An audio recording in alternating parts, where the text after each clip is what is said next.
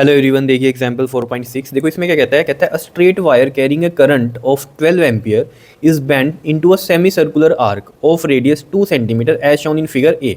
देखो एक straight wire थी, उसको थोड़ा बेंड किया और एक सेमी सर्कुलर आर्क बना दी इसकी, ठीक है। और इसकी जो रेडियस है वो कितनी है, 2 सेंटीमीटर की है। कितनी है, 2 सेंटीमीटर की, as shown in figure this.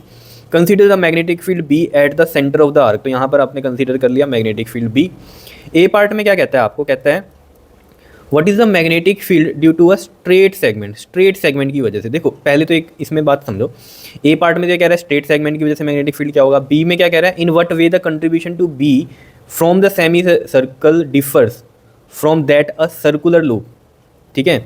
And in what way does it resemble. देखो यहाँ पर ये सेमी सर्कुलर लूप है, ठीक है, क्लियर है। अब एक सर्कल की वजह से जो मैग्नेटिक फील्ड होता है वो आपको पता है। बायोट-सावर्ट्स लॉ की अगर आपने एप्लीकेशंस पढ़ी हैं, जिसमें नंबर 1 एप्लीकेशन जो मैंने पढ़ाई थी आपको थ्योरी में, magnetic field at the centre of the circular coil carrying current. वहाँ पर सेंटर पर जब हम बात करते थे कि ये एक सर्कुलर कोयल है जिसमें करंट मूव कर रहा है, और इसके सेंटर पर जो मैग्नेटिक फील्ड आता था वो आता था μ0I/2r वैल्यू आती थी, क्लियर है। ये हमें कैसे पता चला था बताओ, ड्राइव किया था हमने बायोट-सावर्ट्स लॉ को किस तरीके से। देखो D B is equal to में μ0/4πI/dl साइन थीटा ओवर में r स्क्वायर। इस तरीके से हमने किया था, अगर याद हो आपको। इसी से ही हमने क्या किया था, ये वाला फॉर्मूला निकाला था, ठीक है।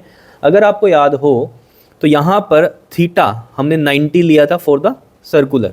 सर्कुलर के लिए क्यों, क्योंकि देखो इसमें अगर हम देखें करंट एलिमेंट वो आइडियल ये मान लेंगे हम, ठीक है। और आर ये रहा, इसका आर ये रहा और आइडियल ये रहा, तो 90 डिग्री बनता था। तो इस तरीके से हमने आगे μ0/4πI/dl r square is equal to में dB, और इसको इंटीग्रेट किया था।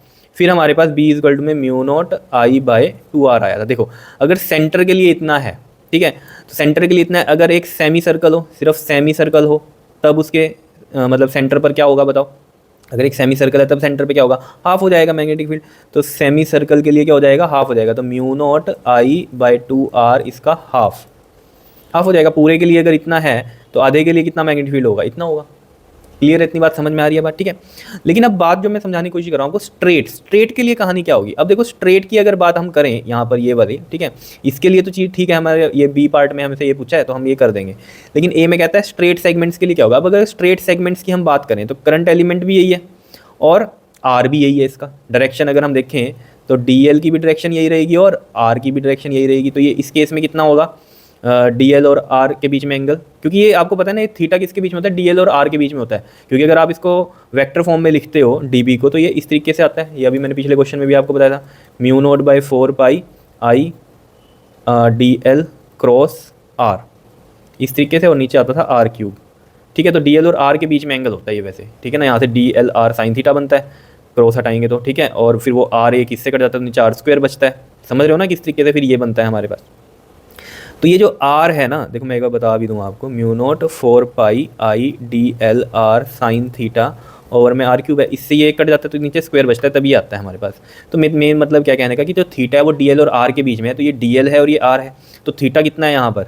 अगर हम यहाँ देखें, इन स्ट्रेट सेगमेंट जो डी एल क्रॉस आर है, that is D L R sine theta. अगर हम यहाँ देखें तो थीटा कितना है यहाँ पर, थीटा इज़ 0 इस केस में। अगर थीटा 0 है तो साइन 0 ये 0 बन जाएगा, तो ये पूरा 0 हो जाएगा। समझ रहे हो। तो अगर ये 0 है तो यहाँ पर जब हम ये चीज़ निकालते हैं, ये डी बी की, ठीक है, तो यहाँ से इसको कह लो या तो आप, ठीक है, कि यहाँ पर जो थीटा होगा वो 0 होगा, तो यहाँ ये डी बी यहाँ ये 0 हो जाएगा। ऐसे सोच सकते हो आप, क्योंकि ये मैंने डी एल क्रॉस आर लिखा, तो इसका मतलब यहाँ पर मैं क्या कह रहा हूँ, D L R sine theta. और थीटा अगर मैं यहाँ भी पुट करूँगा ये D L R sine theta, ठीक है, तो यहाँ थीटा कितना होगा बताओ, 0। साइन 0 क्या होता है, 0, तो ये पूरा ही 0 हो गया डी बी। इस तरीके से समझ सकते हो, ठीक है ना। क्लियर हो रही है बात, बताओ। इसी को तो ये लिखा ना हमने, तो यहाँ से आपको समझ में आ रही होगी बात। अब D L R sine theta में यही 0 हो गया थीटा, तो थीटा 0 तो साइन 0 होता है, तो पूरी टर्म ही 0 होगी, तो नो मैग्नेटिक। तो आप लिख सकते हो in straight segments no magnetic field. इसका रीज़न आप लिख सकते हो बिकॉज थीटा क्या है यहाँ पर 0 डिग्री का, ठीक है। अब अगर इधर की भी बात करें हम, यहाँ भी स्ट्रेट सेगमेंट है ये, तो इसका चलो डी एल वैक्टर तो इधर जा रहा है ये करंट एलिमेंट का, और आर इधर वाली डायरेक्शन बन रही है। तो इन दोनों के बीच में भी एंगल कितना है, 180 डिग्री है, ठीक है। 180 डिग्री में भी क्या होता है, साइन 180 क्या होता है, 0 होता है। तो अगेन हमारा जो मैग्नेटिक फील्ड होगा वो क्या हो जाता है, ज़ीरो ही होगा। यहाँ भी लिख देता हूँ मैं साइन ज़ीरो, ज़ीरो ही होता है, ठीक है। तो मैग्नेटिक फील्ड यहाँ भी क्या हो जाएगा, ज़ीरो हो जाएगा। क्या इतनी बात क्लियर हो रही है बताओ? तो स्ट्रेट सेगमेंट्स के लिए तो कोई मैग्नेटिक फील्ड नहीं होगा, ठीक है। अब बात करते हैं ये सेमी सर्कल वाले के लिए।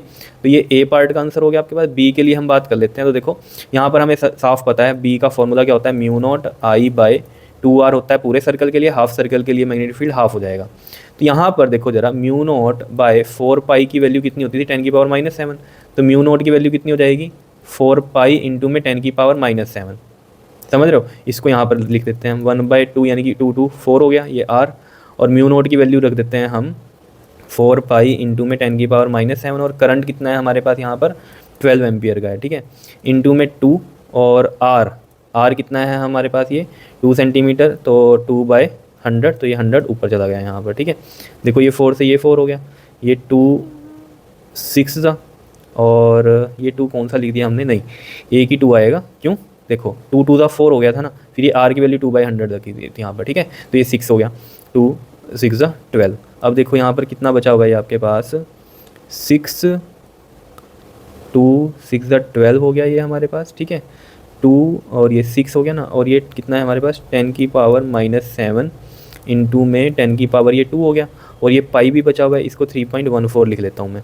ये आ गया 10⁻⁻5। अब 3.14 को 6 से कर लो, 6 4 24, 6 1 6 और 2 8, 6 3 18। ये आ रहा है आपके पास 18.84, ठीक है। अब इसमें क्या करो, देखो आप 18.8 तक लिख दूँ अगर मैं इसको, ठीक, -5, और इसको हम स्टैंडर्ड फॉर्म में लिखें तो एक के बाद होता है ना पॉइंट, एक डिजिट के बाद, तो एक ये हो गया 0.88। अब अगर मैं लेफ्ट साइड पॉइंट लेके जाता हूँ तो 10 की पावर यहाँ प्लस में चलती है, तो यहाँ 10 की पावर 1, क्योंकि एक लेफ्ट लेके गए इधर, है ना। राइट लेके जाते हैं तो 10 की पावर माइनस में चलती है, जितना भी आप राइट लेके जाओगे तो 10 की पावर माइनस में चलेंगी। जैसे यहाँ पर मैं एक लेफ्ट लेके गया तो 10 की पावर 1, अगर 2 लेफ्ट लेके जाता तो 10 की पावर 2 प्लस में होती है लेफ्ट में। राइट में लेके जाऊँगा तो 10 की पावर -1, एक लेके गया तो 10 की पावर -1। राइट में 2 शिफ्ट करूँगा, ठीक है, मान लो यहाँ कोई और नंबर भी होता है, 2 शिफ्ट करता तो 10 की पावर -2। ये तो सिंपल है समझने वाला कि 18.8 है ना। मैं कह रहा हूँ कि पॉइंट हटाते हैं हम, अगर मैं राइट साइड लेके गया तो यानी कि यहाँ लग गया वो -1 करते हैं, तो ये तो आपको पता भी है, एक पॉइंट हटाते हो तो 18 8 और ये 10 लग जाता है, तो वो 10 ही ऊपर जाके -1 हो जाता है, 10 की पावर -1। ये तो ईजी है समझने का। लेफ्ट वाला समझना है कि प्लस में चलता है, ठीक है। तो ये आ गया, इसको हम राउंड ऑफ करें, ये 8 5 से बड़ा है तो पिछली एक वैल्यू इंक्रीज़ कर जाएगी, तो 1.9, और यहाँ पर ये कर दूँ मैं 10 की पावर -5 है ये साथ में, 1.9 इंटू में ये कितना हो गया, 10 की पावर -4 टेस्ला। तो ये आंसर आ गया हमारे पास सेमी सर्कल की वजह से। इसमें एक चीज़ का आपको ध्यान रखना है, क्या, जैसे यहाँ पर हमें डायरेक्शन बतानी है, ठीक है। तो डायरेक्शन हम कैसे बताएंगे, देखो यहाँ पर राइट हैंड लेना है आपको इसमें, ठीक है अपना, और देखो जो ये आपके पास ये करंट दिया हुआ है इस डायरेक्शन में, ठीक है। तो आपको ऐसे रखना है अंगूठा इसकी डायरेक्शन में, और ये देखो ये कैसा जा रहा है, ये आपका ये जो फिंगर्स हैं ये कहाँ जा रही है, अंदर की तरफ जा रही है, ऐसे अंगूठा हो गया करंट की डायरेक्शन में, और ये फिंगर्स अंदर की तरफ जानी, तो इनवर्ट हो गया इसमें मैग्नेटिक फील्ड, ठीक है। थर्ड पार्ट में क्या कहता है, would you answer be different if the wire were bent into a semi circular arc of the same radius but in the opposite way as shown in figure this. तो same radius की है लेकिन opposite में कर दी, ये चीज़ यहाँ आ गई, तो स्ट्रेट की वजह से तो इसमें मैग्नेटिक फील्ड नहीं होगा, सिर्फ सेमी सर्कल की वजह से मैग्नेटिक फील्ड होगा। करंट भी वही है, रेडियस भी वही है, तो सेम यही मैग्नीट्यूड आ जाएगा, तो हमने लिख दिया सेम मैग्नीट्यूड का होगा। क्लियर है, ठीक है। इतनी बात, सी पार्ट में क्या होगा, सेम मैग्नीट्यूड का होगा मैग्नेटिक फील्ड, लेकिन इसकी जो डायरेक्शन होगी वो क्या हो जाएगी, अपोजिट हो जाएगी। कैसे हो जाएगी अपोजिट, देखो यहाँ पर अगर हम देखें, ये करंट इस तरफ है, इस तरीके से जा रहा है, ठीक है। तो ये देखो अंगूठा हो गया इसकी डायरेक्शन में, और ये मैग्नेटिक फील्ड बाहर की तरफ आ रहा है, तो ये क्या हो जाएगा, आउटवर्ड हो जाएगा, तो ये आउटवर्ड डायरेक्शन होगी। इसको ध्यान से देखना, इस वाले में कैसे है अंगूठा, कई बार बच्चे ना ये ऐसे कर लेते हैं, इसको भी यहाँ भी ऐसे नहीं, इसको ऐसे करो आप, ये चीज़ ऊपर वाला है ना, ये अंगूठा हो गया इस डायरेक्शन में, और ये मैग्नेटिक फील्ड ये हो गया अंदर की तरफ होगा इसमें, और इसमें ये अंगूठा हो गया इस तरफ, ठीक है, और ये मैग्नेटिक फील्ड बाहर की तरफ हो गया। क्लियर है, इस तरीके से आप निकाल सकते हो इसमें डायरेक्शन। क्लियर है, तरीका समझ में आ गया डायरेक्शन निकालने का भी, और तीनों पार्ट आपको क्लियर हो गए कि स्ट्रेट की वजह से कोई मैग्नेटिक फील्ड नहीं होगा, हाँ सर्कुलर शेप है तो उसकी वजह से मैग्नेटिक फील्ड होगा, क्योंकि यहाँ पर इस सेंटर की पे अगर हम बात करें तो, ठीक है। अब स्ट्रेट वे अगर यहाँ पर कोई पूछ लेता है तो बायोट-सावर्ट लॉ से यहाँ तो निकल ही जाता है, क्योंकि ये 90 डिग्री बन जाता है एंगल डिस्टेंस का और ये DL का। लेकिन अभी तो सर्कुलर और इस तरीके से जो शेप नहीं है, ये इस पॉइंट पे पूछ रहा है, तो इस पॉइंट के लिए तो यहाँ पर 90 डिग्री बनता है एंगल, और यहाँ 180 डिग्री, उसकी वजह से मैग्नेटिक फील्ड 0 बनता है।